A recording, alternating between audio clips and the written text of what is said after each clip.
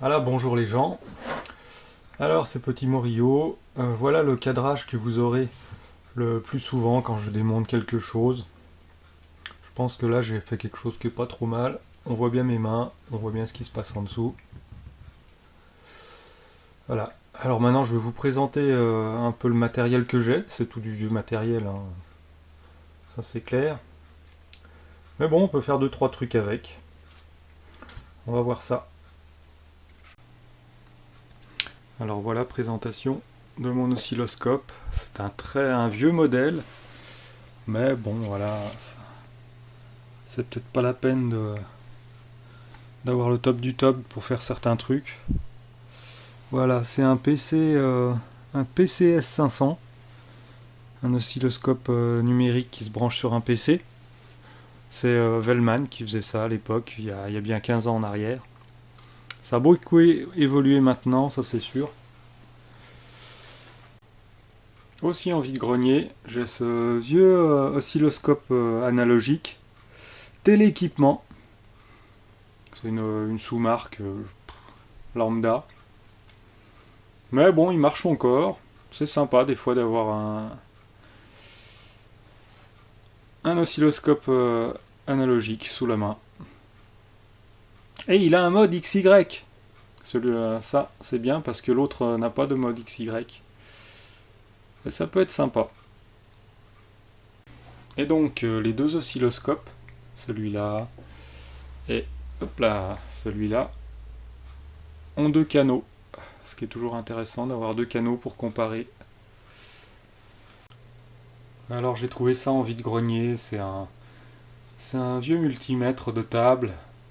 Il fait ohmmètre, il fait voltmètre, enfin voilà, les trucs de base. Par contre, c'est des petites, pour les connexions, c'est des petites fiches bananes qui vont là-dedans, c'est des petits diamètres. Moi j'ai mis des bouts de fil de cuivre et je me branche dessus avec des pinces crocodiles. Bon, voilà. Bon, ce qui est bien, j'aime bien ces affichages à LED, là, 7 segments. Alors bon, ça peut être sympa de l'utiliser de temps en temps. Et puis c'est pour la collecte aussi, hein. Bon bah sinon j'ai les bons vieux multimètres, hein. Alors le jaune là, il m'accompagne depuis des années. J'en suis assez content, c'est vraiment un truc acheté comme dit Sirob à Bricomerdo. Mais bon bah ça marche, hein. C'est déjà pas mal. Et puis celui-là, bah, je l'ai eu en vide-grenier. En fait, bon pour tout vous dire, il a l'ohmmètre qui est un peu à la ramasse. Mais après tout le reste marche. Il y a un fréquence-mètre, il y a un capacimètre, et puis quelques fonctions bien sympas. Le voltmètre aussi qui marche très bien. Voilà, mais bon voilà, pour 5 euros, hein, c'est pas mal. Alors j'ai bricolé cette platine de développement. En fait, pour mettre un pic, parce que je bossais pas mal avec des pics, les CZF84. Comme d'habitude, c'est plus bien au goût du jour, mais j'en ai encore quelques-uns et puis ils sont quand même sympathiques. Donc, j'ai un programmateur ici que j'ai installé.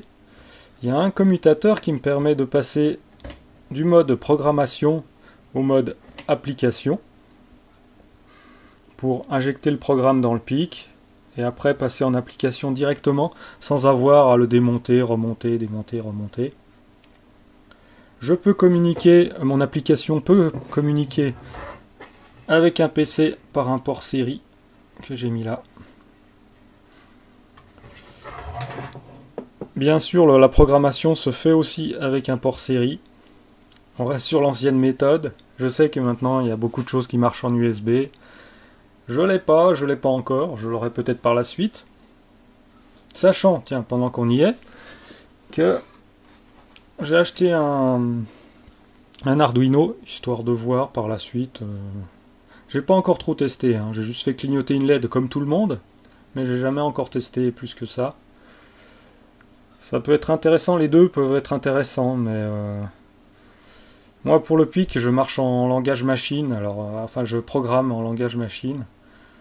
Ça permet de faire des trucs un peu plus fins que de programmer avec des langages de plus haut niveau. Et niveau C, je suis pas super à l'aise pour l'instant. Mais bon, à voir, on peut toujours essayer des trucs, comme d'hab. J'ai bien sûr une alim de laboratoire, réglable de 0 à 15 volts, avec 3 ampères maximum. Là, on règle le voltage, et là, bien sûr, on limite le courant. Elle est protégée contre les courts-circuits, une alim de laboratoire, quoi. Sachant que j'attends encore du matériel, genre un testeur de composants M328, comme présenté par Philippe de Mériac et d'autres, et un pistolet à dessouder. Alors ça peut être bien aussi.